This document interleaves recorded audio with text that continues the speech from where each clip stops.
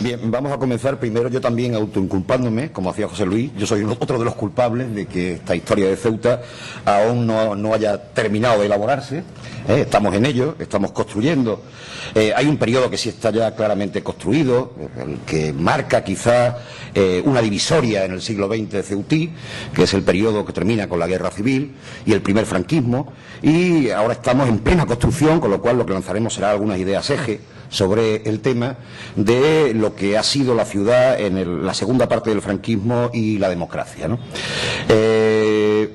Esta foto, que se debe, como tantas otras muchas cosas entre los trabajadores de la historia de esta ciudad, al magnífico archivo de José Luis Gómez Barceló, es una foto que enmarca precisamente ese, digamos, corte de la historia del siglo XX, ese primer corte o primer gran corte, que viene enmarcado por el fracaso de esa experiencia reformista que fue la Segunda República y con su correlato de sangre que fue la Guerra Civil, y que marca un antes y un después en la historia de la ciudad.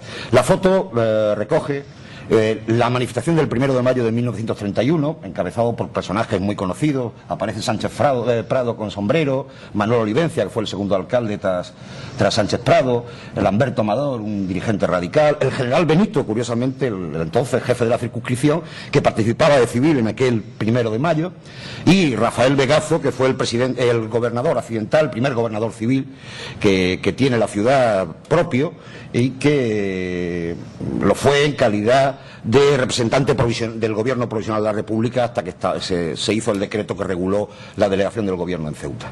En definitiva, pues enmarca o de alguna manera he querido enmarcar en ella ese gran momento reformista, que esta gran primera manifestación del 1 de mayo que la ciudad acoge. Sin más, vamos a ser especialmente sintéticos, no puede ser de otra manera.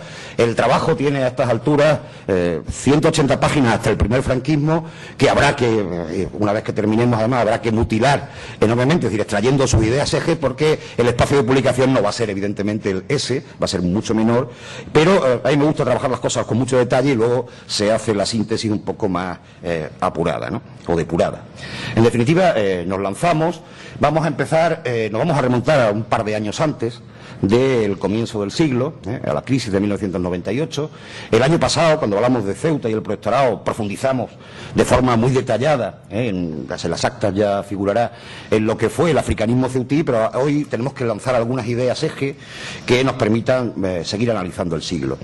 A mí hay una imagen gráfica que me gusta siempre lanzar, que para mí sería la foto del nacimiento del siglo XX en la ciudad.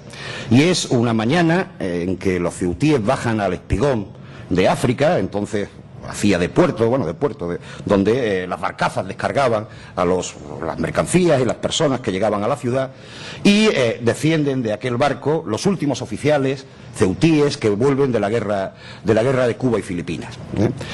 Díez Añino, Juan Morejón, en fin, da igual quiénes fueron esos personajes. El pueblo de Ceuta sale a recibirlos, pero quizá no eran conscientes de que esa foto, esa imagen, marcaba un cambio de tendencia, un giro, no solo en la vida ceutí, sino en la vida española, que iba a hacer que la ciudad, que había, a pesar del florecimiento del 18, a pesar de los avances del 19, seguía siendo un presidio, una colonia penitenciaria y una fortaleza que de alguna manera había perdido protagonismo en el conjunto, o era una ciudad sin papel en el conjunto de la historia de España durante algunos siglos, desde que el primer impulso de conquista de África fracasó y tuvimos que conformarnos con defendernos en torno a las murallas y a los sitios de las tribus vecinas y de las tribus marroquíes vecinas.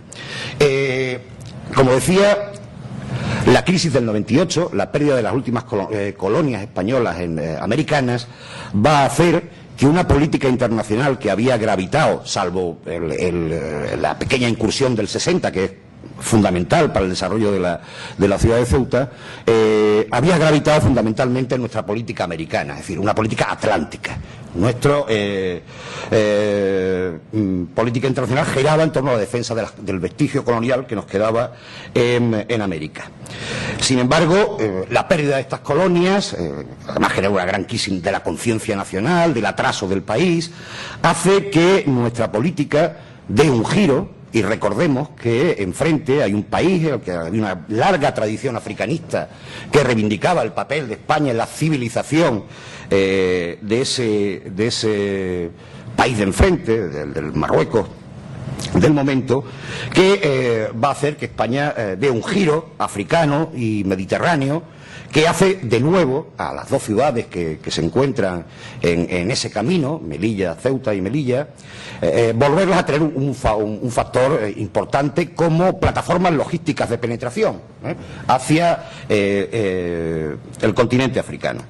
Ya esto lo enmarca la primera visita de Alfonso XIII, un rey casi niño, ¿no? Alfonso XIII, como sabéis, empieza a reinar en 1902 y lo hace con 16 años prácticamente. Es decir, a Ceuta viene con 18 en 1904. Pero es un rey ya convencido de la necesidad de la intervención en Marruecos, es un rey intervencionista y esa visita va a saldarse con una promesa firme del rey del desarrollo del puerto, que es la primera infraestructura necesaria para garantizar la penetración logística de España en el norte de África. Un puerto que efectivamente José Luis comentaba hoy, como desde 1863 del proyecto Romero Walsh se está intentando construir, pero que ha avanzado muy poco, apenas 200 metros en ese siglo. Además lo hace fundamentalmente con financiación municipal, no hay un interés estatal real. Hasta que en 1904 este cambio de tendencia hace que el puerto se convierta en un proyecto prioritario para la corona y los gobiernos. El africanismo era un programa ya asentado de antiguo en la ciudad. Era un poco la gran matriz ideológica de la población civil.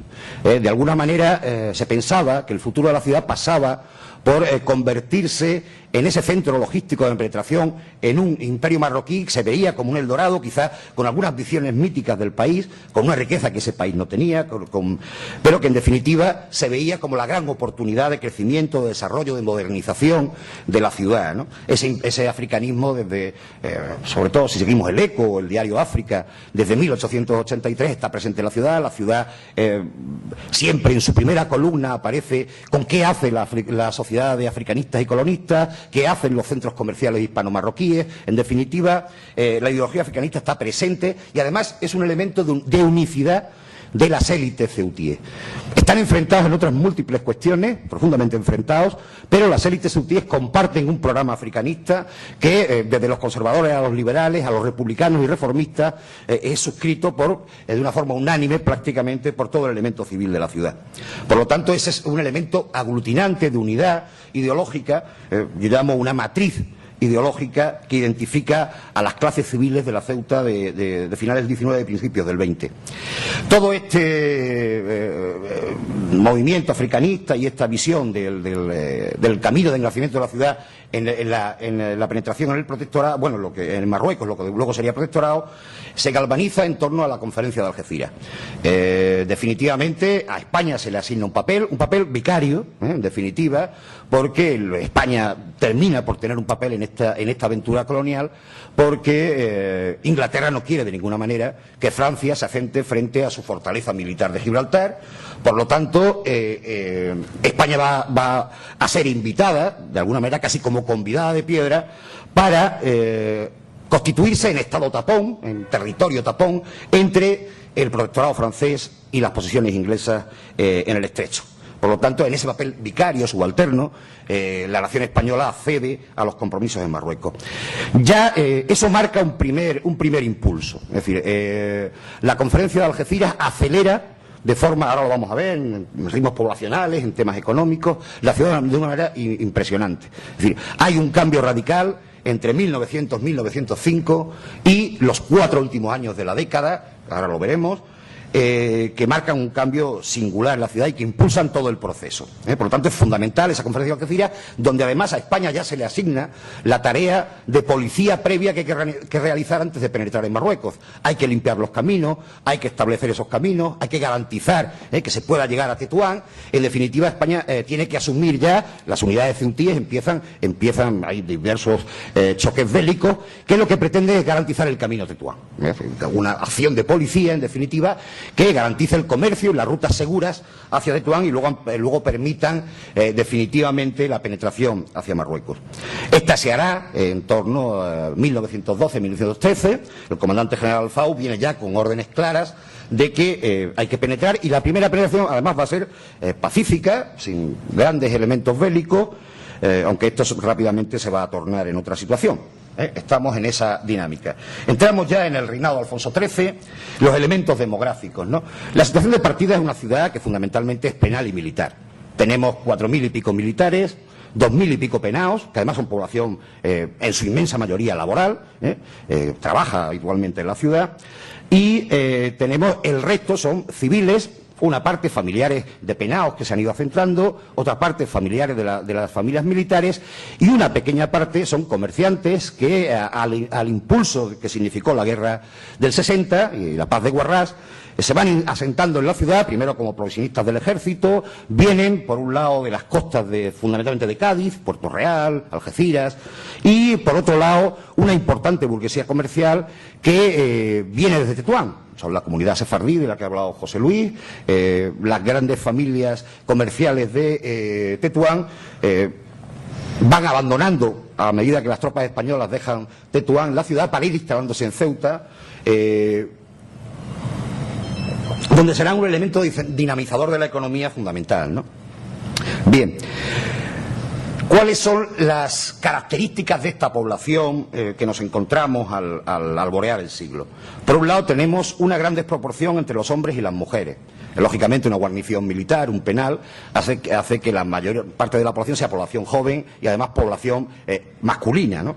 Un 70-30, es decir, por cada 7 hombres que vivan en la ciudad, vivían unas 3 mujeres aproximadamente. Una población muy joven, ¿no? Los menores de 40 años, en los padrones, censos de aquella época, se sitúan en torno al 75% de toda la población. Y había una muy fuerte, lógicamente, presencia penal y militar que supone, en términos absolutos, casi el 43% de todos los habitantes de la ciudad en aquel momento. Además, lógicamente, como siempre ha sido en la historia de Ceuta, es una de las ciudades de más alta densidad de población del mundo por su estrecho territorio, por su limitado territorio. La media es de 698 habitantes por kilómetro cuadrado, pero está desigualmente repartida. La población está concentrada en lo que yo voy a llamar a partir de ahora ciudad, recinto histórico, entender por ello lo que José Luis delimitaba como la vieja ciudad histórica, es decir, la parte ísmica, la Almina y el Monte Hacho. A partir de ahí el resto le llamaremos campo exterior, que aunque alguna parte se gana en el 40 o se consigue en el 40, llamaremos fundamentalmente los terrenos ganados en la Paz de Guarrás a partir de 1860, casi 15 kilómetros cuadrados. Es decir, estamos hablando de 3,5, donde el casco histórico se asentó durante mucho tiempo, y de unos 15 kilómetros que se ganan con la Paz de Guarrás, que son el gran ensanche de la ciudad en definitiva, ¿no? Esa desproporción es, perdonad, es que no he pasado esto y, perdón, esa desproporción significa que frente a los 3.648 habitantes por kilómetro cuadrado que viven en el viejo casco histórico, solo viven 33,3 en el campo exterior. Prácticamente es los colonos que se han ido asentando, dedicados a la agricultura fundamentalmente. Por lo tanto, la ciudad está concentrada en ese viejo casco histórico, estrecho, en el que pues, hay una altísima densidad que no tiene nada que ver con la que existe en el campo exterior, que es muy inferior y que se sitúa por debajo de la media española, mientras, claro, la de Ceuta está inmensamente por encima de la media española. Bien. Esta situación va a empezar a cambiar muy rápidamente, a partir de 1906. Tenemos además la suerte de contar con la geografía médica de Celestino García Fernández, como sabéis, médico de la beneficencia, conocedor de los padrones municipales, y él nos hace una descripción muy precisa de la población laboral y de la demografía de la Ceuta de 1905. Una ciudad que entre 1900 y 1905 ha crecido un punto, a un ritmo anual muy pequeño, y que de pronto va a pegar un salto inmenso. En solo esos 4 años, que van entre 1906 y 1910, la ciudad dobla su población prácticamente. Pasa de los 13.000 a los 22.000 y pico habitantes. Por lo tanto, significa el ritmo más alto que hemos tenido nunca de crecimiento en la historia de la ciudad. Un 14% anual, que superaba con mucho cualquier ritmo de crecimiento anterior poblacional. En la década siguiente va a seguir creciendo, lógicamente ya sobre una población superior, y esto hace que se ralentice en términos porcentuales, pero de todas maneras muy superior a cualquier etapa anterior, al 4,7 entre 1910 y 1920, al 4,3 anual entre 1920 y 1930. En total, en ese periodo, en ese tercio del siglo, que no es un tercio, son 24 años, desde 1906 a 1930, van a llegar a Ceuta de forma como inmigrantes, porque, es decir, los que vienen desde fuera, no lo que podían sumar además por el crecimiento vegetativo. Van a llegar a Ceuta 31.231, en fin, pues eso puede variar ligeramente, personas desde el exterior de la ciudad, es decir, que no vivían en la ciudad y se van a asentar durante ese tercio de siglo en la ciudad de Ceuta. Lógicamente esto va a hacer que la natalidad ceutí se cuadruplique por el incremento de población que se va sufriendo entre 1900 y 1930. Por lo tanto, se autoalimenta. La inmigración hace que el crecimiento vegetativo también crezca, evidentemente.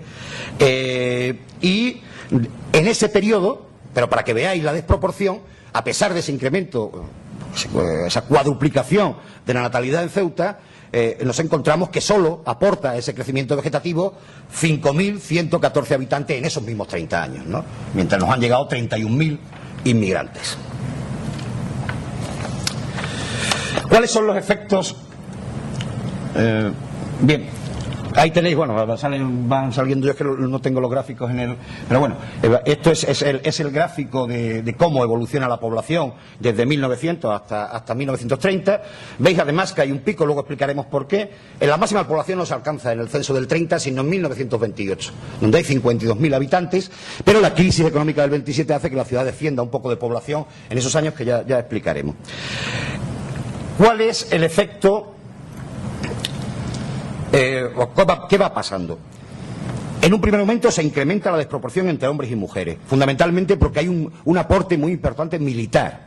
La ciudad pasa de esos 4.000 unidades de guarnición a 11.000 en 1910, en 2 o 3 años 16.000, 21.000, la población militar se va incrementando de una forma importante. Eso va a hacer que la desproporción entre hombres y mujeres, y también otro elemento, es decir, que muchos de los que van a venir a construir las grandes infraestructuras necesarias para la penetración son hombres solos, aunque luego se irán reagrupando a sus familias. En un primer momento lo que viene son jornaleros y militares, en definitiva, ¿no? Por lo tanto, hasta 1920 esas 7 mujeres pasan a ser 73 hombres por cada 27 mujeres de cada 100 ceutíes del momento. También se incrementa la población joven, hay un fuerte incremento, y los menores de 40 años pasan de ese 75% a ser el 85%, y además con una desproporción importante. El escalón masculino entre 21 y 25 años representa el 40% de toda la población, lo que indica ese crecimiento fundamentalmente en base a militares y jornaleros.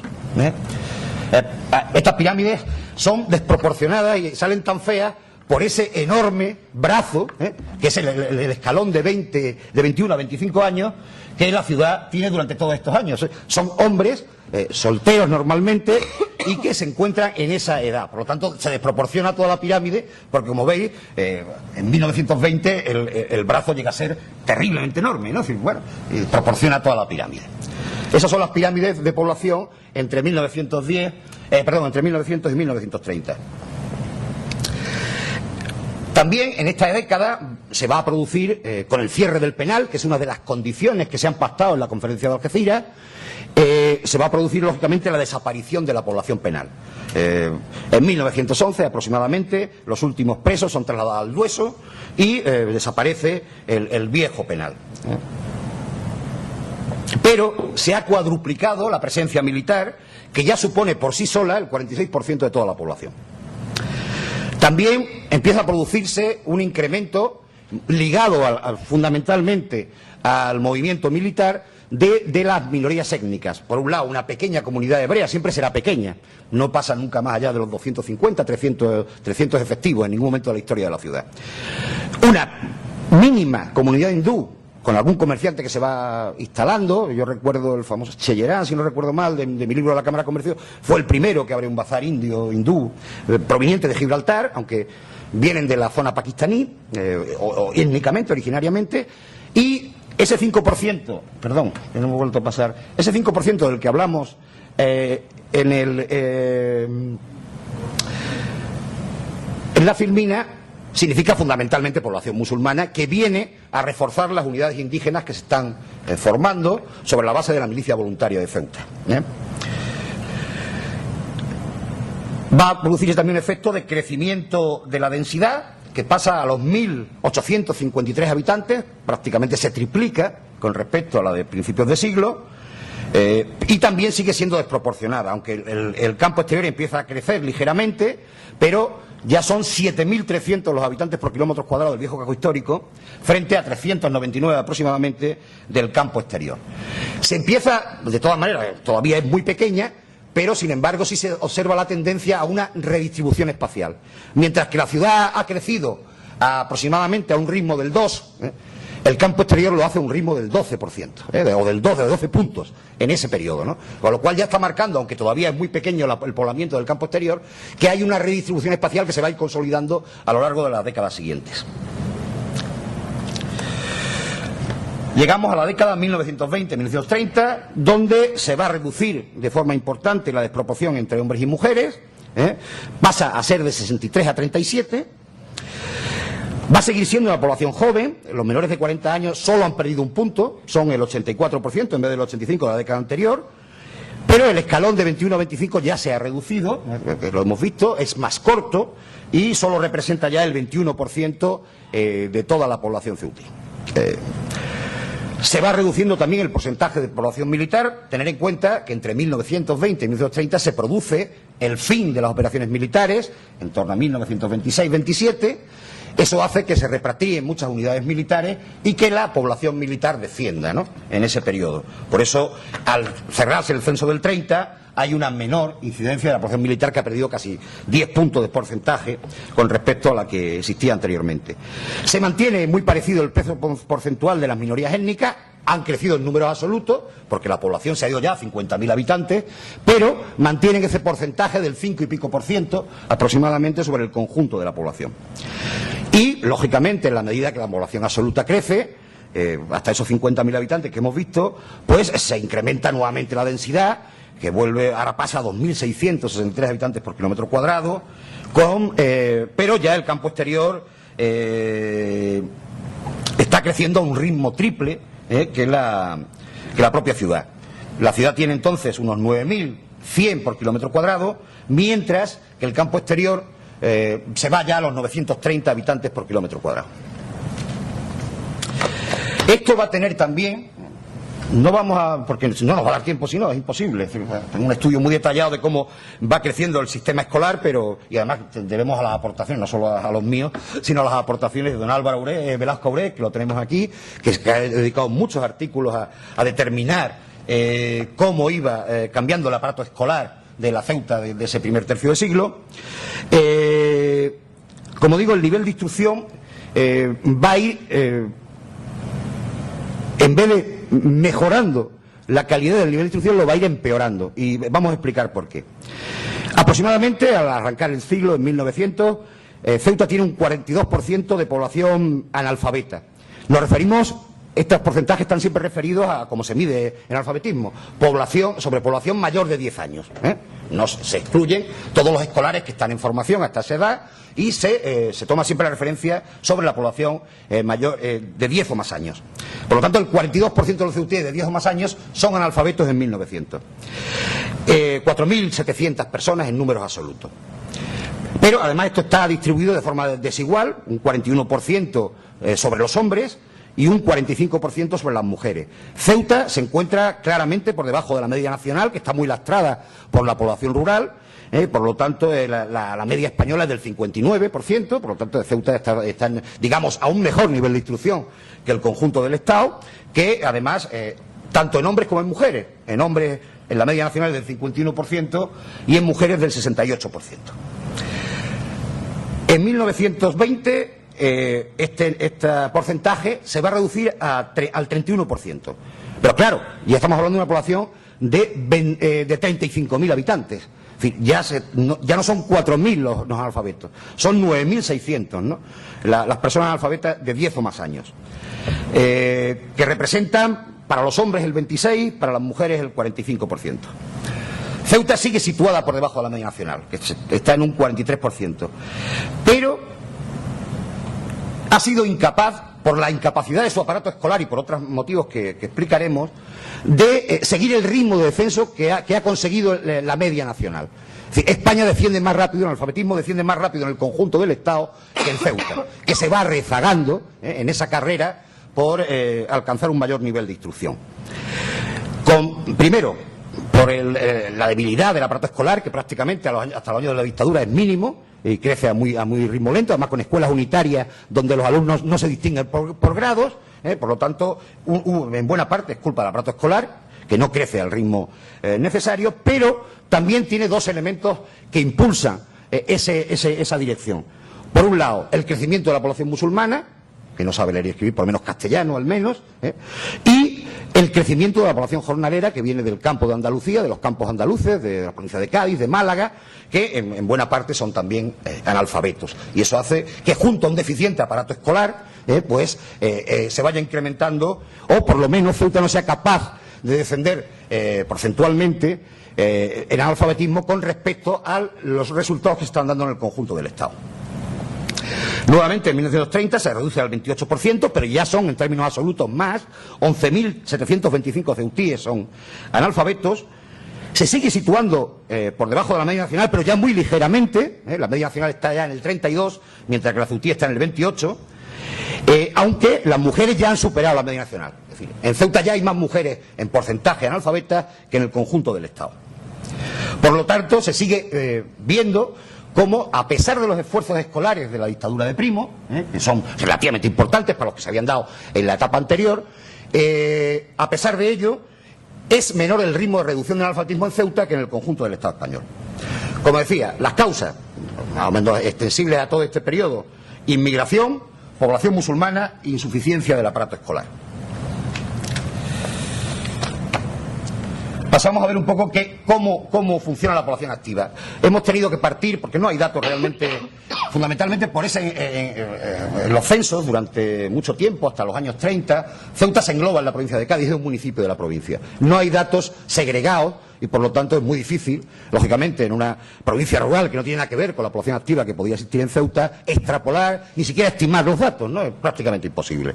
Por lo tanto hemos tenido que partir de una primera descripción que hace García Fernández en su Geografía Médica en 1905, que nos lleva a estimar esa población de esos 13.900, 14.000 habitantes tiene la ciudad en ese momento.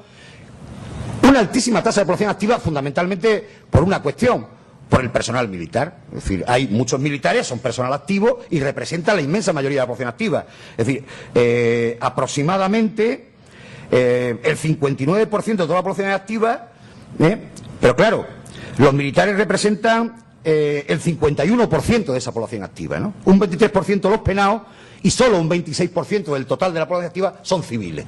Por lo tanto, siempre la población activa va a aparecer desdibujada. Yo siempre prefiero en otros momentos analizar solo la civil, porque si no desproporciona cualquier estimación que podamos hacer, ¿no? Por lo tanto, los civiles realmente activos están trabajando, son 2.163, que viene a ser un 28% de toda la población civil, aproximadamente. Esto además, con el incremento de guarnición, va a ir incrementándose a lo largo de las décadas siguientes. Los militares llegan a alcanzar el 75% de la población activa de la ciudad, mientras que los civiles solo representan el 25% de todos los activos, ¿no? Y va a empezar a descender, lógicamente, cuando las guarniciones militares se repliegan, cuando hay menos ejército presente, pues eso empieza a equilibrarse. Los militares empiezan a bajar en el conjunto de la población activa y empiezan a subir, lógicamente, la población civil. También hacer un pequeño apunte del trabajo de la mujer. No hemos podido obtener datos fiables para 1920. Tenemos los de 1905 y los de 1930, por primera vez que el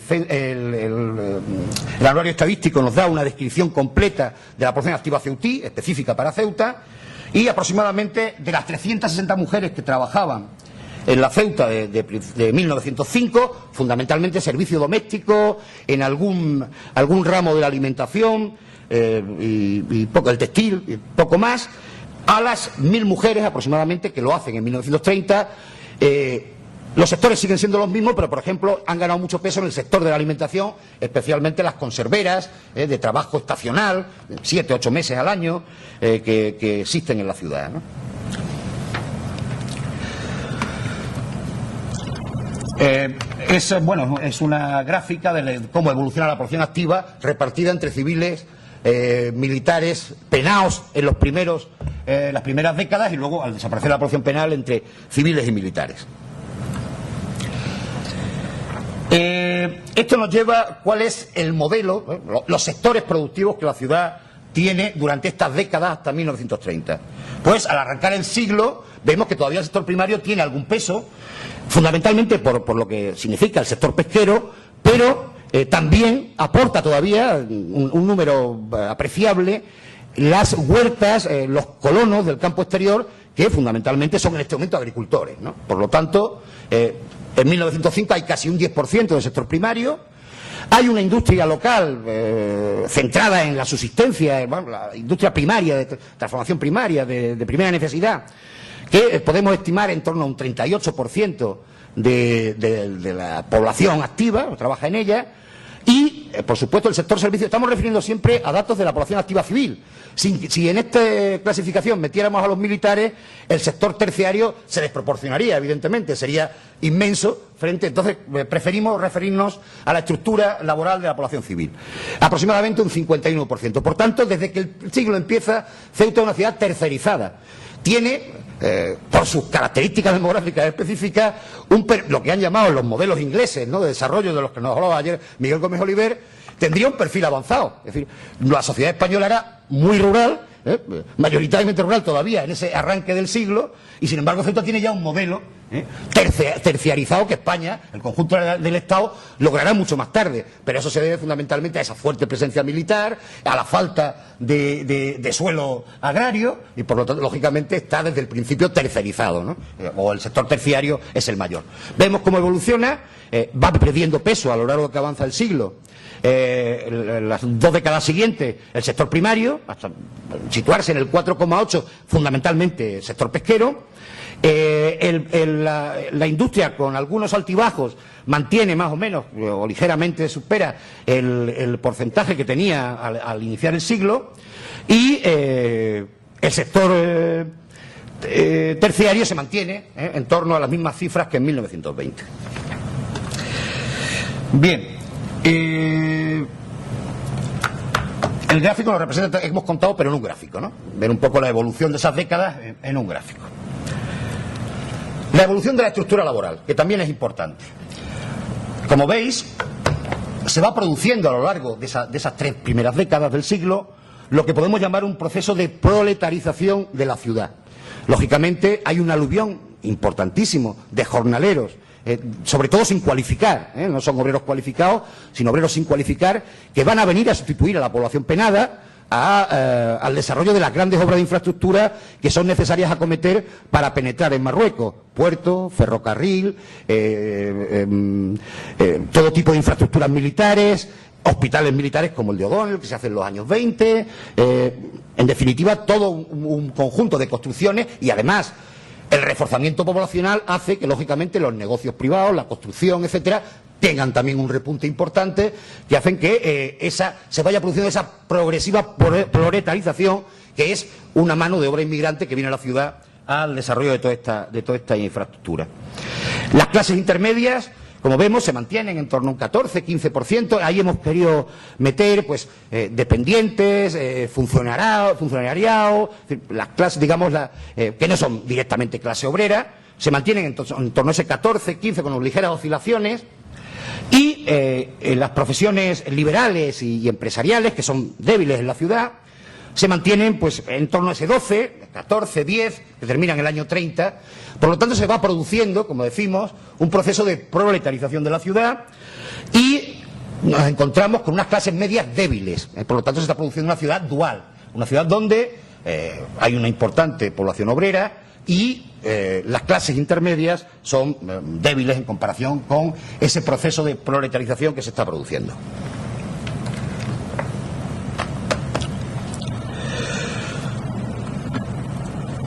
Bien, esto nos refleja la estructura de clases, más o menos, para que veamos cómo evoluciona a lo largo también de estas décadas, desde el 60% aproximadamente, que pueden ser en torno a 1905, se pasa a un 74%, y además, fundamentalmente, insisto, reforzando los sectores menos cualificados del movimiento obrero o de las clases populares, ¿no? Bien, aquí se resume un poco lo que ya les he dicho de cuáles son, pues, creciente precarización, debilidad de las profesiones liberales y de las clases medias y al principio escasa presencia de la función pública, que se va incrementando no obstante a lo largo de las décadas, hasta situarse en unas 400 funcionarios civiles, me refiero, por supuesto no tenemos en cuenta a los militares. Entre ellos, fundamentalmente, son funcionarios municipales, unos 250 funcionarios municipales que existen a la altura de 1930. Pasamos, también muy rápidamente, tenemos que resumir mucho, esto ahí. De todas maneras, quien tenga interés en seguir la economía de este tercio, el reciente libro que he publicado sobre la Cámara de Comercio tiene una abundantísima documentación sobre el tema y analiza muy detenidamente la evolución de la economía y la sociedad ceutí en esos 30 años. De 1900 tenemos una economía local de subsistencia, bueno, sector comercial, sobre todo la alimentación, algunas pequeñas industrias de transformación, alimentarias casi todas, fábricas de hielo, de bebidas, aguardientes, de harina, en fin, de primera necesidad. Y esto, a partir de 1906, la progresiva penetración en el protectorado y la creciente inmigración va a transformar la economía local, le da otra escala. Por lo tanto, las industrias empiezan a tener una mayor dimensión, el comercio se expande de una forma importante. Ahora no solo hay que alimentar una ciudad, sino todo un ejército que se despliega en la circunscripción occidental, y los comerciantes ceutíes van a estar en esa dinámica de suministros al ejército, que lo que llamó en su día Parrado, el socialista Parrado, que luego sería en los años 30 director de la Oficina de Colocación Obrera, hace un informe en el 34 sobre el paro, y él llama a este periodo el río de oro del protectorado, ¿no? Lo que significó para la ciudad un auténtico río de oro comparativamente con etapas anteriores, ¿no? Como digo, pues crece sobre todo la construcción, por ese tipo de intervenciones de infraestructuras militares, civiles que hay que ir generando, ¿no? Y poco a poco, a medida que el puerto se va desarrollando, va creciendo la actividad portuaria. Sobre todo, el comercio con el protectorado empieza a ser más fuerte a partir del 20. ¿Por qué? Porque los avances militares permiten ir reforzando ese comercio que a veces había estado puesto en cuestión por todo el problema militar, ¿no?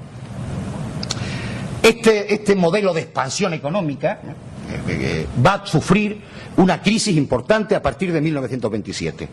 Y esto se produce porque el peso que las unidades militares, la actividad de suministro, el ejército,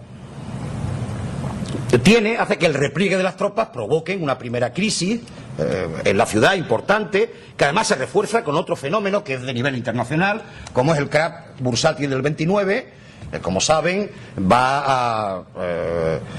afecta tanto por los elementos financieros del crack, sino por el colapso del comercio internacional que se produce y que hace que nuestra infraestructura portuaria, que en los 30 o a principios de los 30 ya está en condiciones de entrar a competir con los grandes puertos de la región, pues se vea afectada, lógicamente, por esa crisis de los flujos comerciales que hacen que de alguna manera interactúe, se refuercen la propia crisis local, los elementos locales de retirada de tropas, etcétera, y que se va a reforzar, se va a imbricar con la crisis de los flujos comerciales que empieza en 1929, provocando una situación que ya veremos al hablar de la República.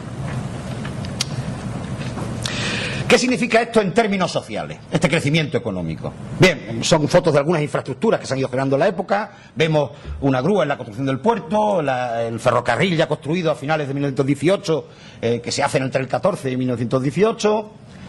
Bien, pues en el reinado, ¿cuáles son las consecuencias sociales de este desarrollo económico?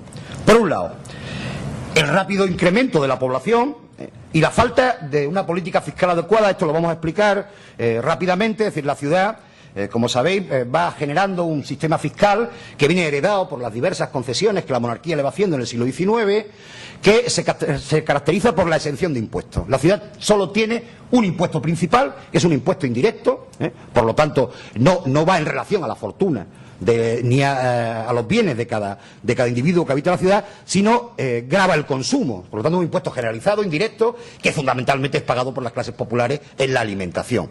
Se llama el arbitrio de comer, beber y arder. Se cobran todos aquellos productos, hay una tasa sobre los productos de comer, de beber y de arder, combustibles, leña, carbón, en fin.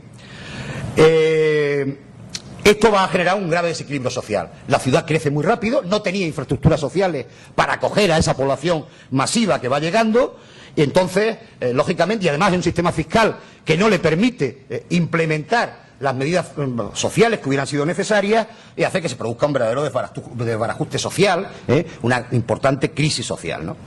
Y además esto se refuerza con otro elemento importante que gravita sobre la clase obrera y las clases populares de la ciudad, y es el modelo de desarrollo del capitalismo ceutino, que es lo que yo he llamado, vengo teorizando desde un tiempo a esta parte, como el capitalismo de contrata. Ceuta no hay grandes empresas productivas, de hecho son pequeñas empresas de transformación local, y lógicamente la mayoría de la acumulación capitalista se hace en base fundamentalmente a las grandes contratas con las administraciones públicas, el ejército, el ayuntamiento. Eso significa que ese capitalismo se basa no en la productividad de la mano de obra, sino fundamentalmente en el ahorro de los costes. ¿Cómo se ahorra costes? Solo que sepamos, solo hay dos fórmulas en la construcción: o lo ahorramos en materiales o lo ahorramos en salarios, no hay otra fórmula. Eso obligaba a unas relaciones de producción duras, en las que los salarios son bajos, y además recordar también que nuestra burguesía viene de un desarrollo originario que se basa en el trabajo penado. Los penados son personas que trabajan en la ciudad, cobran, cuando cobran, porque a veces tardan en cobrar, pero cobran, pero lo hacen casi a un tercio de lo que un trabajador libre de la época podía percibir. Por lo tanto, la llegada masiva de trabajadores libres significa incremento de los salarios, pero unas relaciones laborales tensas, duras, porque la ganancia está fundamentalmente en el ahorro, ¿no? No se trata de productividad, sino fundamentalmente de que saque el mayor beneficio posible de la inversión que tengo que hacer en la contrata. Bien. Además, a esto se une la carestía de la subsistencia. Lógicamente, el arbitrio de comer, beber y arder hace que las subsistencias sean más caras que en otros lugares de la península. Los impuestos de consumo se han derogado ya en el conjunto de la nación, y en Ceuta no. Por lo tanto, esos obreros con bajos salarios tienen además que financiar básicamente el impuesto municipal, que es absolutamente injusto, absolutamente indirecto, ¿no? Otra consecuencia, lógicamente, con esos salarios es difícil obtener una vivienda. Además, son carísimas, ahora explicaremos al hablar de la evolución urbana por qué, y pues se va generando un chabolismo creciente que hacia finales de siglo, principios no habría en Ceuta más de 200 chabolas. Esto hay un extenso estudio que presenté en jornadas anteriores, unas 80 páginas, y un libro casi terminado, 300, que espero algún día publicar, con estudio social de la población chabolista y de la evolución del chabolismo, pero un chabolismo que va a terminar la década con cerca de 3.000 chabolas y 15.000 personas habitando esas chabolas, ¿no? Que además se extiende por toda la población. Ahora explicaremos al hablar de la evolución urbana por qué. Y se une al creciente analfabetismo, que hemos visto que se va produciendo, y por supuesto un aparato sanitario terriblemente deficiente.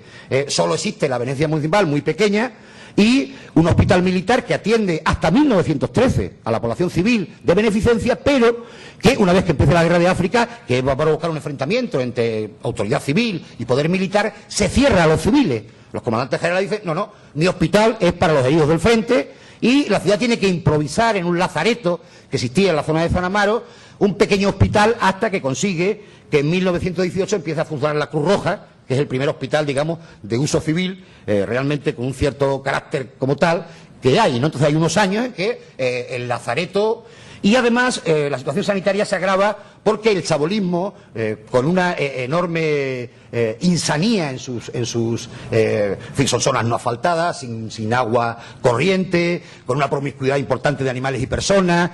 Esta situación hace que se extiendan determinadas enfermedades muy típicas de las zonas chabolitas, de las zonas con poca higiene, en definitiva. Una, por ejemplo, el tracoma, una enfermedad casi desconocida en muchos lugares de la península, y en Ceuta es una enfermedad importantísima que afecta, por falta de higiene, a los ojos, y puede dejar hasta ciego. Y en Ceuta hay una altísima incidencia, por ejemplo, del tracoma o de enfermedades de tuberculares, dedicadas con la alimentación y con la higiene fundamentalmente. Y estas condiciones además se van a agravar en torno a un periodo, el periodo de la Primera Guerra Mundial. Y explicamos por qué. Que por un lado fue un buen negocio para el país y para las clases comerciales, pero sin embargo fue un negocio para las clases populares, porque todo lo que tenemos se exporta. Hay que poner precios de tasa a los alimentos, y si ya la carestía era importante en Ceuta, además hay otro elemento: los fletes se disparan. Nuestra flota se dedica a, con bandera neutral, vender armas a los países que están enfrentados. Por lo tanto, todos nuestros barcos se ponen a llevar armas, alimentos, etcétera, a los países en guerra, que tienen una altísima tasa de productividad y de beneficio, mientras que nuestros fletes se disparan. Hay un estudio interesante en el diario comercial, no me acuerdo que tenía bueno, en fin, como se llama, da igual, un poco, en el que se hace un estudio de cuánto se encarecía la mercancía, y en el 18 llega incluso algunos productos básicos a incrementarse solo por el transporte en un 100% de su precio, ¿no?, entre el punto de origen y el suministro en la ciudad. Por lo tanto, esto hace que se genere una verdadera crisis y a veces de la propio abastecimiento de la ciudad. Hay días en que los alcaldes se desesperan porque no son capaces de conseguir harina a precio de tasa y a la que estaban obligados, ¿no? Y prácticamente la ciudad se encuentra sin harina, sin pan, sin posibilidades de... Es decir, bueno, pues esta crisis, como digo, agrava toda esa situación social y es en el momento que existe un primer despertar del movimiento obrero ceutí, obreros portuarios fundamentalmente, que es el gran núcleo de los obreros ceutíes, donde hay más de 1000 trabajadores en determinados momentos, que son los que por primera vez se manifiestan en la ciudad, los que exigen una política de protección alimentaria, es decir, de subsistencias baratas, y es la primera vez que el movimiento obrero tiene un papel, un protagonismo en la historia de la ciudad. Incluso en alguna ocasión aliados a los comerciantes de la Cámara de Comercio. En el libro también de la Cámara podéis seguir esta incidencia, ¿no?, de esa cierta alianza en un momento dado de comerciantes y trabajadores en pro del abaratamiento de la subsistencia. Por lo tanto, todo este marasmo social va creando lo que podemos llamar una ciudad de dos velocidades, hoy diríamos, en términos modernos, ¿no?, una ciudad dual. Una ciudad de una burguesía que se va enriqueciendo, y lo vemos claro en el desarrollo urbano, la Casa Delgado, la Casa Trujillo, las grandes construcciones civiles, los teatros, es decir, una ciudad que empieza a tomar empaque, pero eso está limitado a un pequeño grupo social, que es el que tiene posibilidades económicas, mientras que hay una inmensa masa de población que va empeorando su situación en la medida en que el proceso va avanzando, ¿no?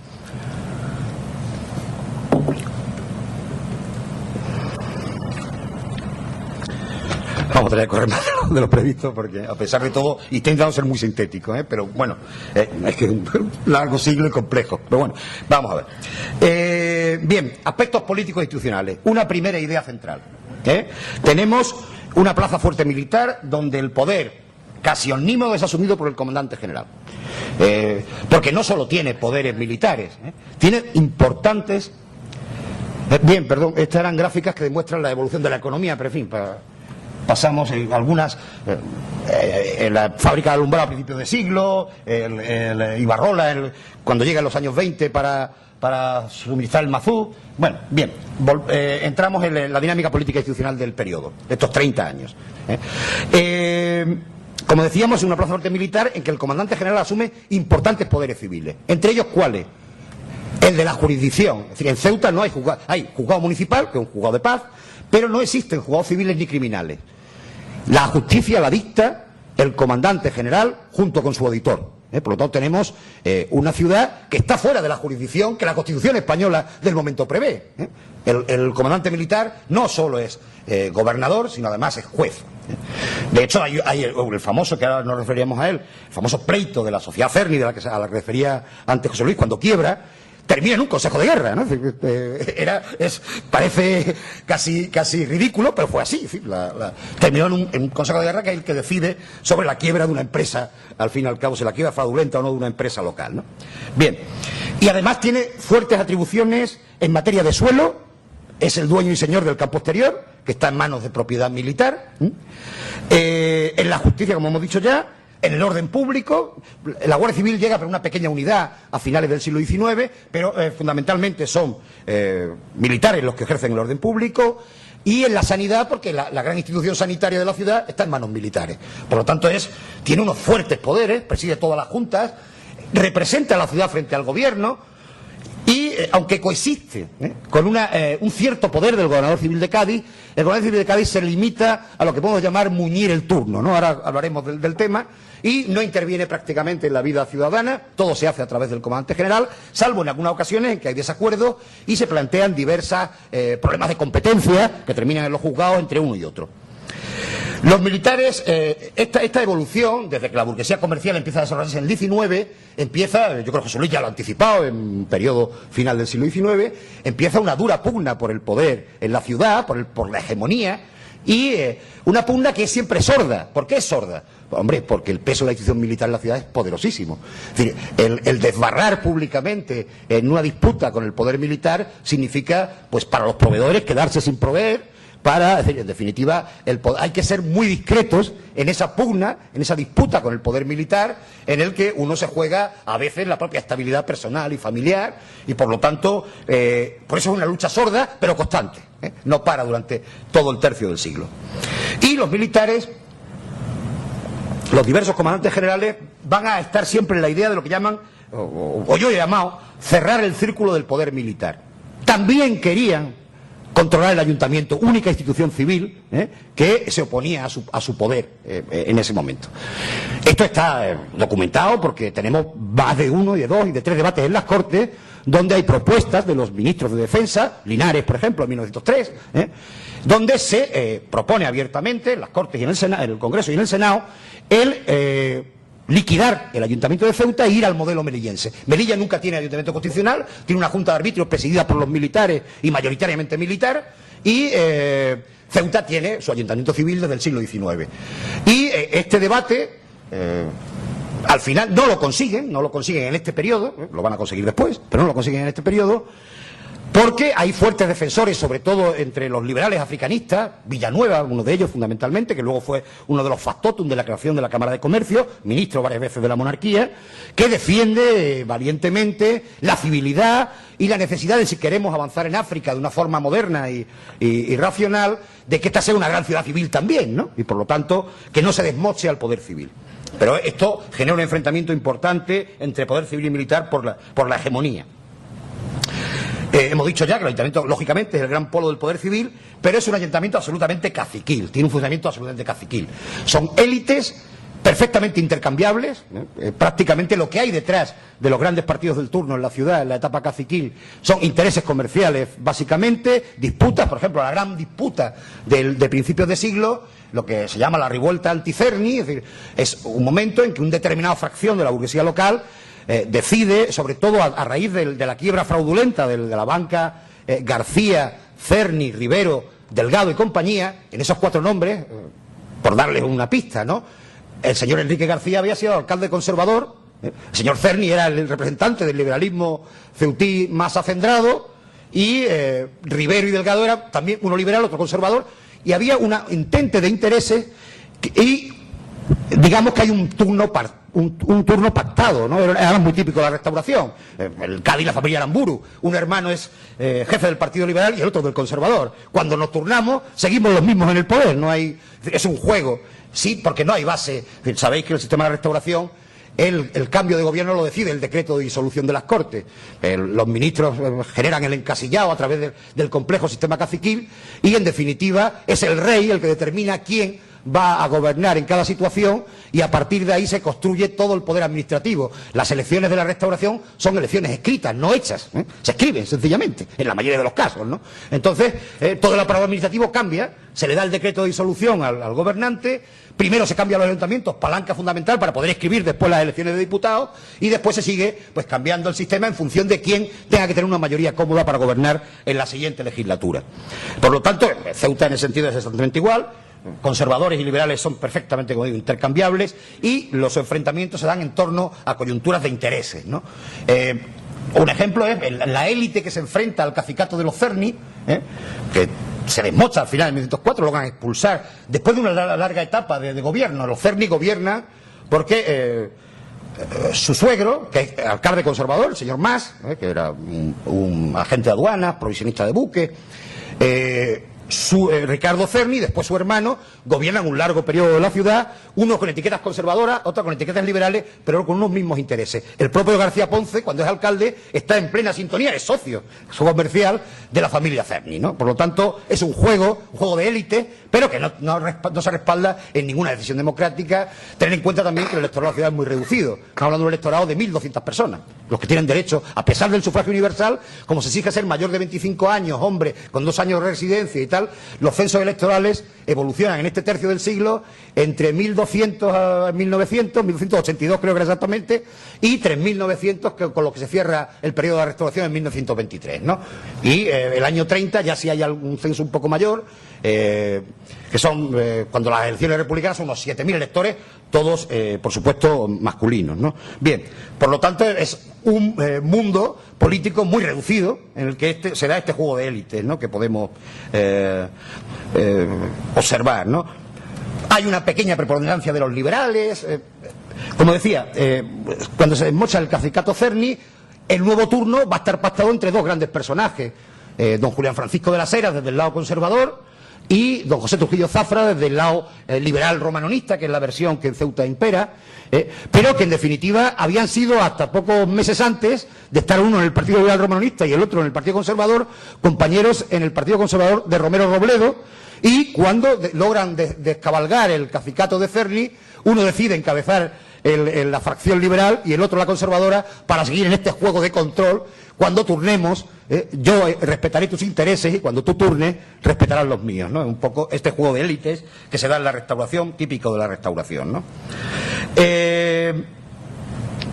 Y luego las alcaldías son muy débiles, duran muy poco tiempo, hay una constante, la media que hemos para todo el periodo de la Restauración es de 17 meses aproximadamente por alcalde. Hay unos 16 turnos, unas 14 personas distintas, ¿no? Trujillo lo es 2 veces, algunos más lo es 2 veces. En definitiva, estamos ante un poder muy poco...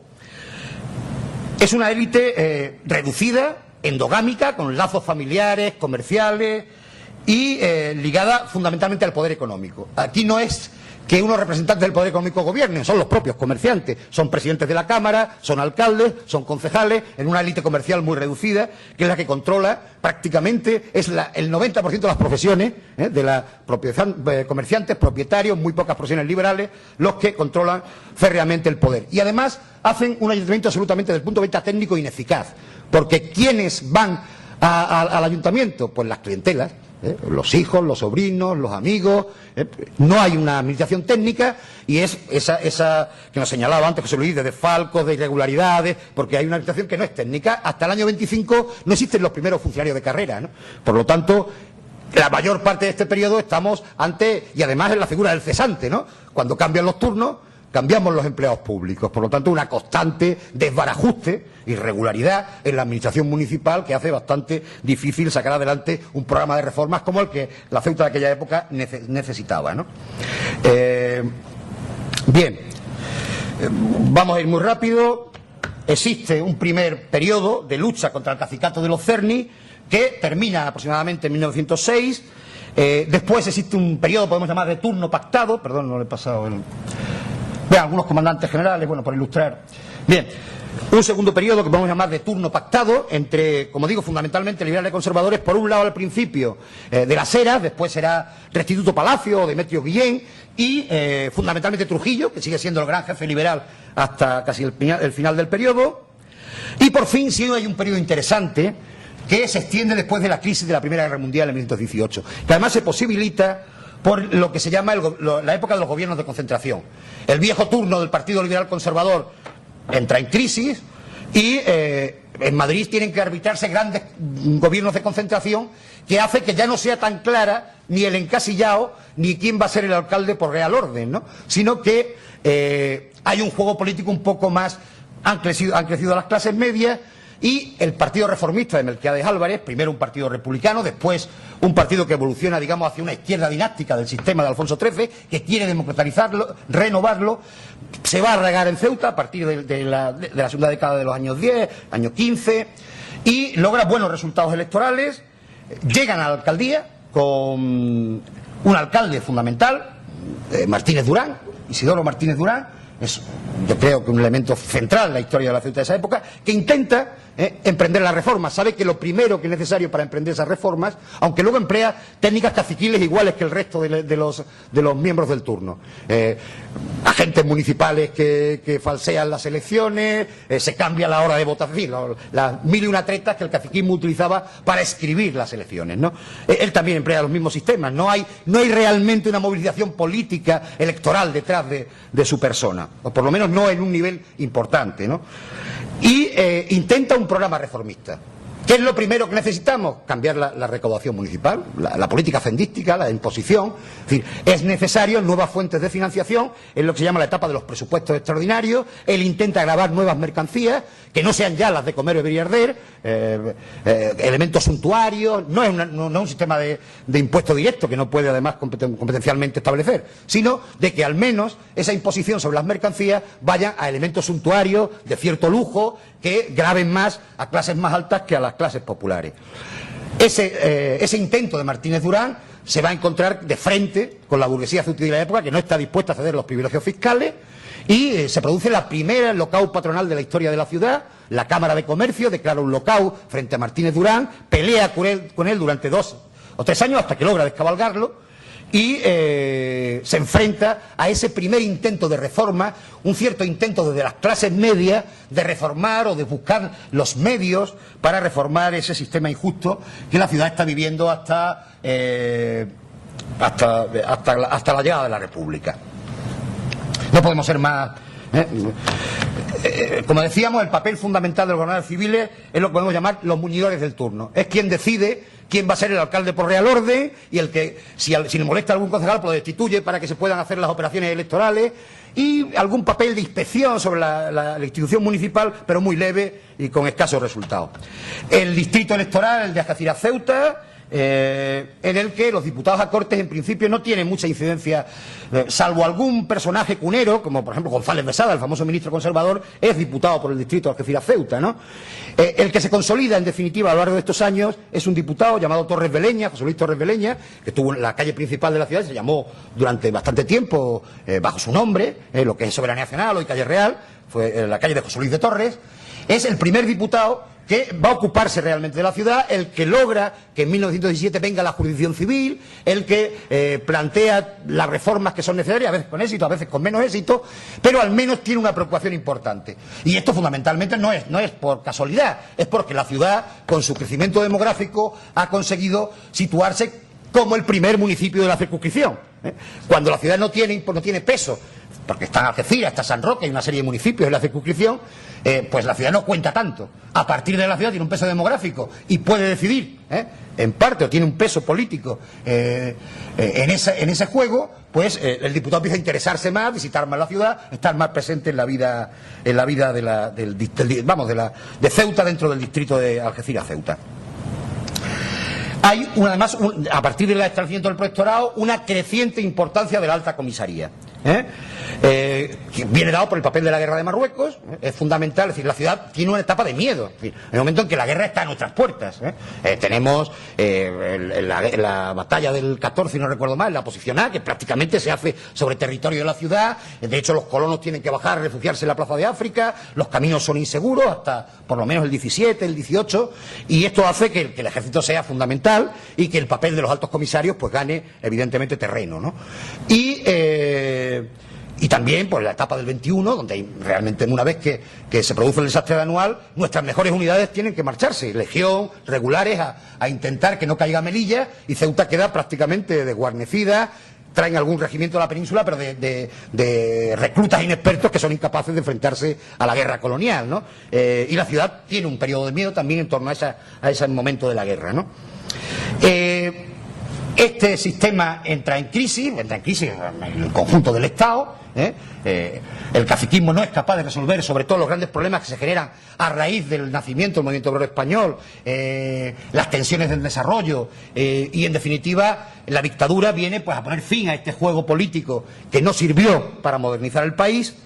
Y en Ceuta no va a ser menos, no hay ningún problema, un decreto del dictador cambia la corporación sin ningún problema, se cambia, en fin, no hay ninguna oposición a la llegada de la dictadura, en definitiva, y además las élites, el dictador viene con un programa que dice de saneamiento de la vida política, descuajar el caciquismo, es la palabra que emplea Primo de Rivera.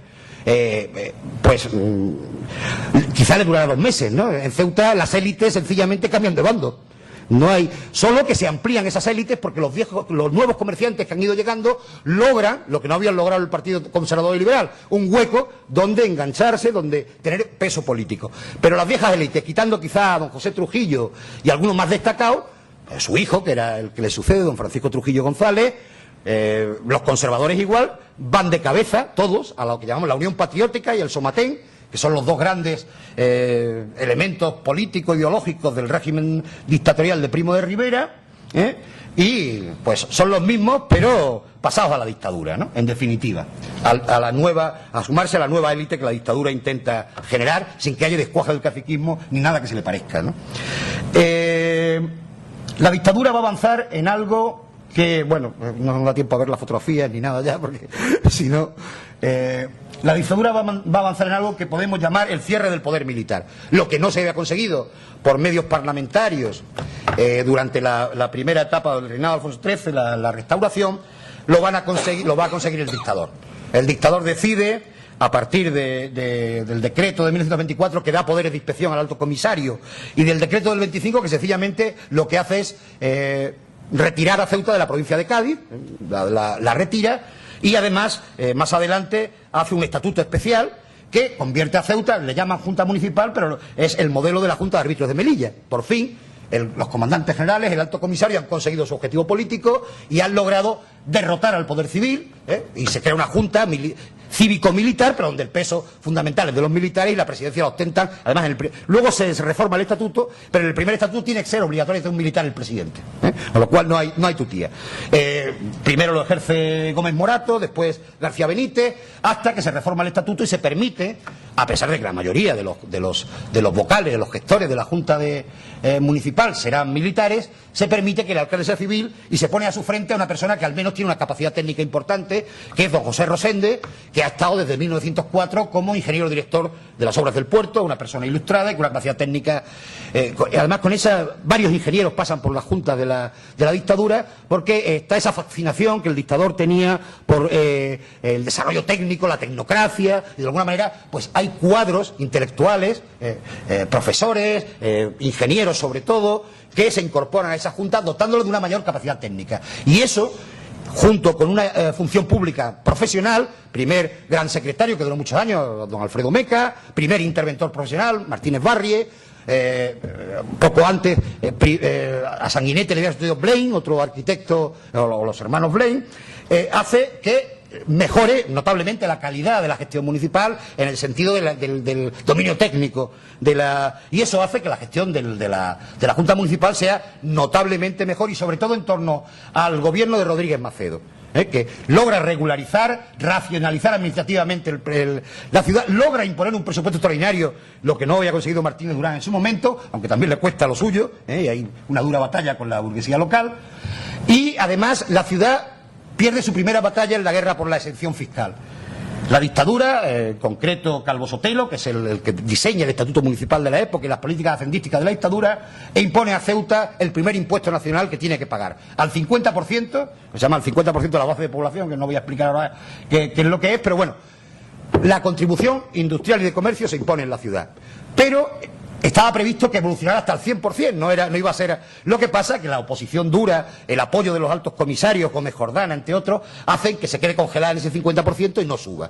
Pero también esto refuerza las arcas municipales, porque por primera vez empieza a percibir lo que son los porcentajes sobre los impuestos estatales que antes no tenía y por lo tanto no recibía del Estado. Esto refuerza y permite que la Junta haga una mejor labor municipal que se nota en la educación, en determinados aspectos sanitarios que no da tiempo a comentar, y además se establece lo que es la primera, en torno a la crisis del 27, cómo solucionamos el futuro económico de la ciudad. Se establece la primera gran comisión de reforma, la del 28, que crea Gómez Jordana, se reúne en la alta comisaría, con participación de los elementos de la Cámara de Comercio de Ceuta, del Ayuntamiento, donde se empieza a pensar en cómo reformar la economía de la ciudad para que supere la crisis, ¿no? Es lo que se llama la Comisión de Reformas de 1928. En este proceso llegamos al periodo de dictadura blanda, disolución de la dictadura de Primo, y la ciudad... Voy a ver un poco de agua. Varios de los miembros de la dictadura, Remigio González, Álvarez Sanz, Álvarez Ardanuí, después la foto de abajo es la constitución de esa Junta Municipal en 1927. Perdón, finales de 1926, diciembre, noviembre, en fin, finales de 1926. Bien, pasamos a ver un poco el tema de la evolución urbana muy rápidamente también. Nos encontramos en 1900 con una ciudad amurallada, cerrada, desordenada, inconexa, y a partir de 1906 las obras que son necesarias impulsan todo un cambio de las infraestructuras y del desarrollo urbano, ¿no? Pero este se caracteriza por la escasez de viviendas, muy pocas en ese momento, y el comienzo de la extensión del chabolismo, la gestión militar del suelo que hace que sea irracional nuestro proceso urbano. Lo lógico, en ese momento en todas las ciudades españolas, lo que se está procediendo a lo que se llama el ensanche. La ciudad se va hacia hacia terrenos libres en vez de hacia la costosísima reforma interior de la ciudad. Ceuta no lo puede hacer. Los militares van a aguantar a pie firme el suelo del campo exterior hasta prácticamente los años 30, ¿no? Con lo cual, aunque hay disposiciones que me regulan la legitimación diversas a lo largo del 22, 30, 27, pero de una manera o de otra se retiene el suelo del campo exterior, y esto hace que la ciudad tenga que crecer pues de una forma irracional hacia su viejo casco histórico. Hay que tirar murallas, hay que alinear calles, hay que... En fin, una operación fue costosísima, que se llevó buena parte de los recursos que quizá hubieran servido para profundizar políticas sociales hacia el desarrollo urbano, ¿no? Y por lo tanto, y además alargó excesivamente la construcción de la ciudad moderna, que lo lógico hubiera sido construirla ex novo en unos terrenos limpios, anchos, saneados, que existían pues al otro lado de la ciudad. Como decimos, buena parte de los enfrentamientos tienen que ver con la legitimación del campo exterior, que enfrenta constantemente al ayuntamiento y al poder militar, al comandante general, y nos lleva a esa costosísima, larguísima e ineficaz reforma interior que va sufriendo la ciudad a lo largo de este tercio del siglo. Algunos ejemplos de esa evolución urbana, la primera Casa de los Dragones, en fin, y algunos ejemplos del chabolismo ceutí que se va desarrollando, de esa ciudad dual, frente a una ciudad burguesa que está naciendo con teatros, con bancas, después casinos, con hoteles como el Majestic y tal. Pues está la otra ciudad, la ciudad de la desprotección social, de la miseria y del chabolismo, ¿no? Bien. Bueno, es que si ya pasamos de los datos, no tenemos mucho tiempo. Solo deciros, para hacernos una idea, ¿no?, de los 1065 edificios que hay al empezar el siglo y 287 barracas, cuando termina esta etapa, este tercio del siglo, estamos ya en 3555 edificios, para que veamos la fuerte ritmo de construcción de estas décadas, y casi ya, pero también en 3000 barracas. El barraquismo y la construcción han crecido al mismo tiempo, simbióticamente. Bien. No decimos nada más porque si no es que siento mucho que nos vamos a quedar absolutamente cojos, y en vez del siglo XX vamos a volver a ver la restauración. Pero bueno, no les voy a aburrir tampoco mucho más, porque... Y esto no hay manera de decirlo en 10 minutos. Pero en fin, voy a intentar, por lo menos, la República de la Guerra Civil, que la podemos ver, ¿no? Y después algún apunte sobre... 5 minutos para la hora y cuarto. Bueno, pues José Miguel está a 1 hora y 20, pues también se puede, hoy 25. A ver. Y pero abrevia. Venga, sí, por mucho que abrevie ya es que no hay manera. Intentado ser muy sintético, así que no te creas que no. Bien. La demografía de la Segunda República empieza a invertir el signo. Ceuta pasa de ser una ciudad de inmigrantes a... se da en el primer entre el 30 y el 36 hay una primera expulsión de habitantes de la ciudad por la crisis económica, por lo tanto ya no hay un crecimiento inmigratorio positivo, sino negativo. Se compensa con el crecimiento vegetativo, pero por primera vez ya no recibimos a trabajadores, sino que los expulsamos, ¿no? En definitiva. Y luego sí hay un repunte, por eso en el 40 tenemos más habitantes, aunque hay que decir una cosa, el censo del 40 es un censo falso. El franquismo lo hace sobre una estimación del 10% y es a todas luces falso. Yo además lo puedo decir con todo, en este caso documentado. Me tomé la molestia de contar el padrón de 1940, del mismo año, y arroja 63.000 y pico habitantes. Como veis, 4.000 habitantes menos de los censos. He preferido, no obstante, mantener las cifras censales porque nos permiten una comparación más rigurosa con los censos, pero es decir, deciros que ya de entrada es un censo falseado y que no es cierto. No pasa solo en Ceuta, pasa en toda España. Después de la guerra, pues bueno, la estadística no pudo funcionar con normalidad y es un censo, claramente los historiadores sabemos que es un censo poco fiable, en definitiva. Censo y las estadísticas poco fiables, las del primer etapa del primer franquismo. Bien, como decíamos, en las dos etapas estas que se dan, la segunda etapa tiene que ver con una inmigración que ya no es laboral, que tiene que ver con las circunstancias bélicas. Ceuta, prácticamente, salvo algún pequeño bombardeo o un par de bombardeos, es una ciudad que no sufre la devastación de la guerra, porque es tomada el primer día y no hay esa devastación que se produce en todo el resto del país.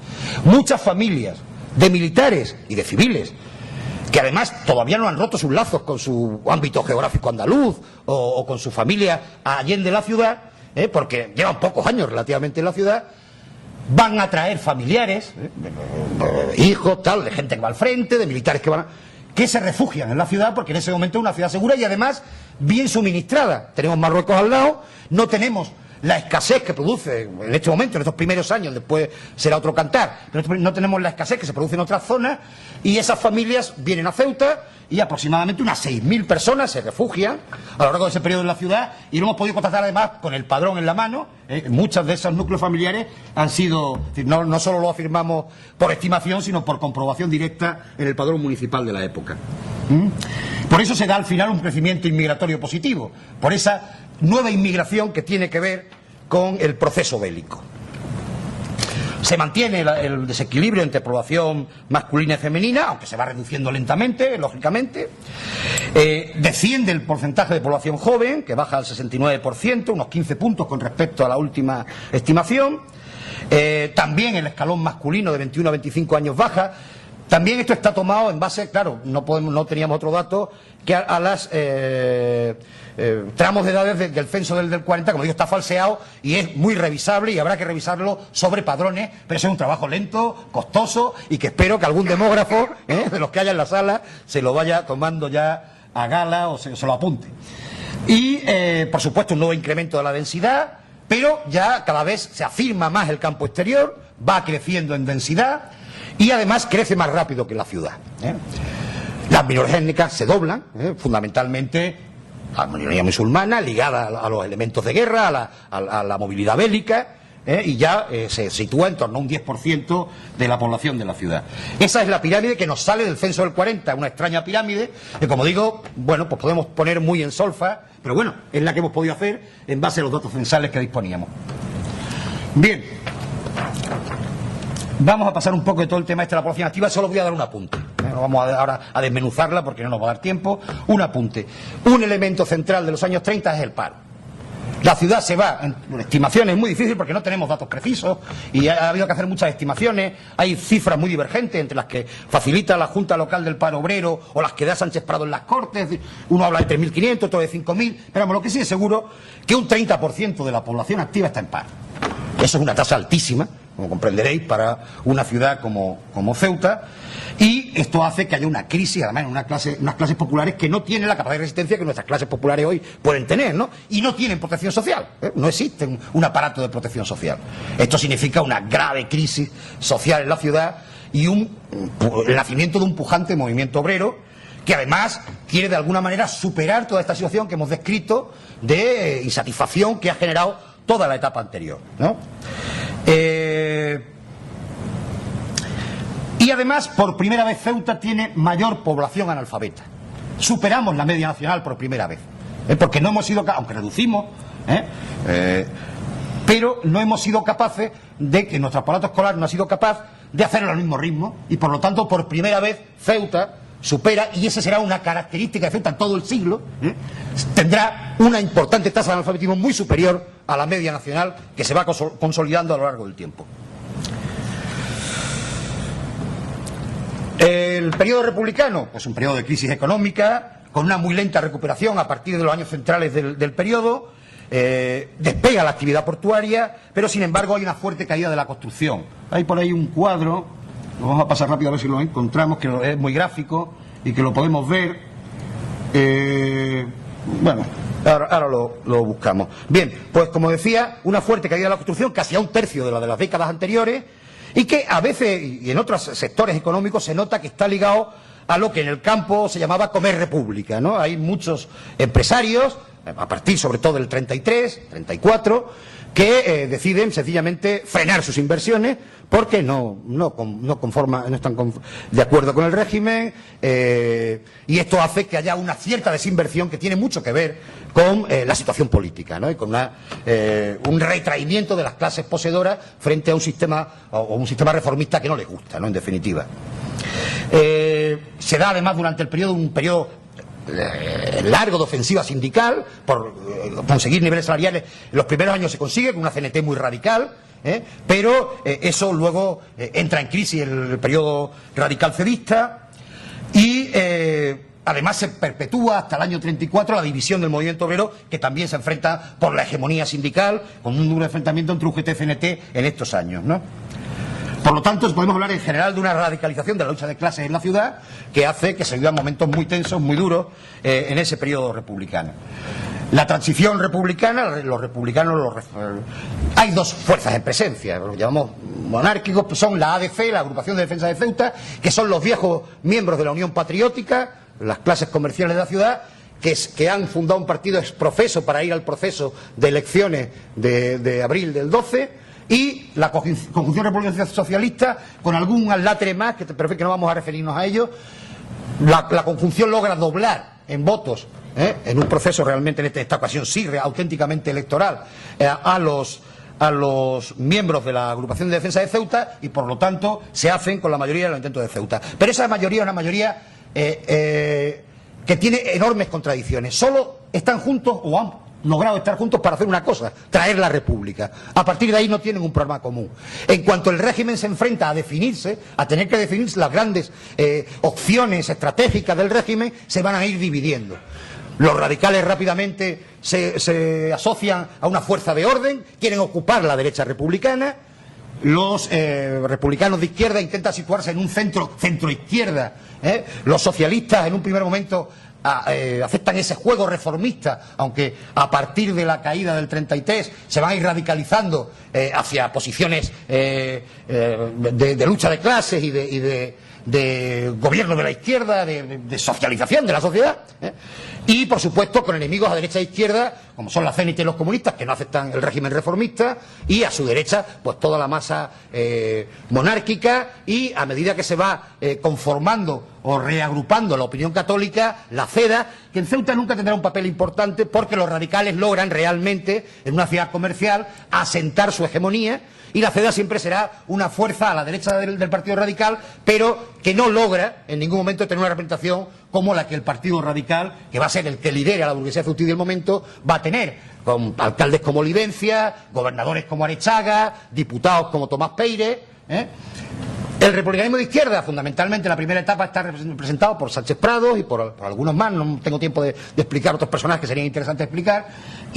Pero en el caso de Sánchez Prados se va a ir progresivamente radicalizando hasta terminar cercano o en las filas del Partido Comunista Ceutí, si no en sus filas, sí desde luego, digamos, en el entorno de influencia del Partido Comunista, y que hace que se vaya produciendo un proceso bipolar, para entendernos, de duro enfrentamiento a Ceutí, donde, pues todo termina, sabemos cómo termina. El periodo de Frente Popular, sale un artículo, una biografía política, más que nada política, de Sánchez Prado, unas 100 páginas que se publica los próximos días en el Instituto de Ceutí, un trabajo en concreto mío. Analizo muy detenidamente la trayectoria de los republicanos ceutíes y del movimiento y de la Conjunción Republicano Socialista, que podéis seguir en los próximos días, si os interesa. hace que vayamos pues al comienzo de la guerra civil y a una dura represión que además va a ser muy bien elegida. Se descabeza fundamentalmente al movimiento obrero, menos al movimiento republicano, y además luego a los que logran salvar la vida. En definitiva, lo que se les hace, se les machaca económica, o sea, las famosas redes políticas que embargaban los bienes, y se les expulsa de los puestos de la administración, maestros, tal, y luego a partir de los años 40 algunos lentamente van volviendo, otros no pueden.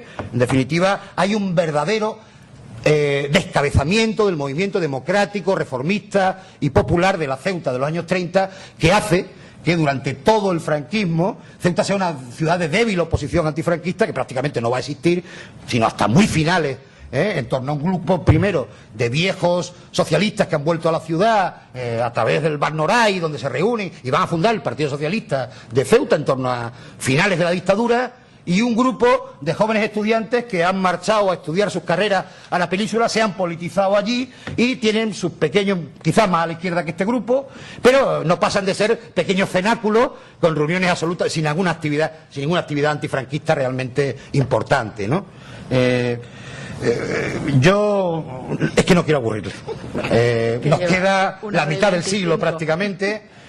Había algunos apuntes muy interesantes sobre el franquismo, sobre las élites del franquismo, y luego lo que era más comprometido, y me alegro que no me haya dado tiempo a tocarlo, que es cuando entramos en la democracia, porque eso implica a muchos de nosotros, hemos sido algunos protagonistas de los hechos, muchos de los que estamos aquí, y siempre es un... Pero en fin, en el libro lo vamos a tocar, desde luego, y ahí estaremos, y desde luego cumpliremos con el compromiso de historiador, hacerlo con la mayor independencia y la mayor solvencia que podamos, ¿no? Siento mucho, no como siempre, no haber podido terminarla. En las actas, las actas y en el libro de Historia de Ceuta tendrán cumplido del resto del periodo, pero en fin, yo creo que al menos hemos llegado a comprender con claridad esa primera ruptura del siglo, ese proceso que se cierra en la guerra civil y la nueva Ceuta que va a nacer a partir del franquismo y después la democracia, que solo un apunte, hay un momento de brillantez en los años 60 ligado a la economía del bazar, no a la ley del 55, que fracasa en toda su extensión, que se nos tiene la boca de régimen económico fiscal, tiene mucho que ver con el plan de estabilización, con un mayor poder adquisitivo de las clases medias españolas, y Ceuta es capaz de generar productos baratos que no se encuentran en otro lado, y eso es un motor de desarrollo. En los años 60, en la Ceuta idílica que siempre recordamos, ese desarrollo, que quiebra a partir de la liberalización de la economía española con la entrada en el mercado común, el puerto se va a pique, esa economía de bazar con la apertura de la verja se va a pique también. Tenemos que dedicarnos al comercio irregular, transfronterizo, como queramos llamarle. La ciudad crece demográficamente a un ritmo doble, más del doble, que la demografía del resto del Estado español, y eso hace que sea una ciudad con una altísima tasa de paro. En definitiva, estamos hablando, al cerrar el siglo, un 25 y pico % de media más en las mujeres, sobre una media nacional que estaba entonces en el 11%, porque además en un territorio escaso, con una población muy joven, que crece a mucho más ritmo que la nacional, Ceuta pues va generando, sin soluciones alternativas económicas claras, va generando un importante pozo de frustración, de falta de desarrollo y sobre todo ese crecimiento demográfico se va comiendo el poco desarrollo que se ha mantenido en buena parte en los últimos tiempos gracias, y hay que reconocerlo, a una fuerte inversión europea que nos ha permitido hasta el día de hoy, en los últimos años, porque las infraestructuras de la ciudad han podido progresar, pero que tiene unos riesgos graves para el futuro una vez que hemos dejado de ser zona 1 de la Unión Europea y nos enfrenta a retos importantes de cara al siglo XXI. Algunos, no voy a hablar ya del siglo XXI, evidentemente, que ya estamos viendo y conocemos. Tienes que crear expectativas para que lean las actas.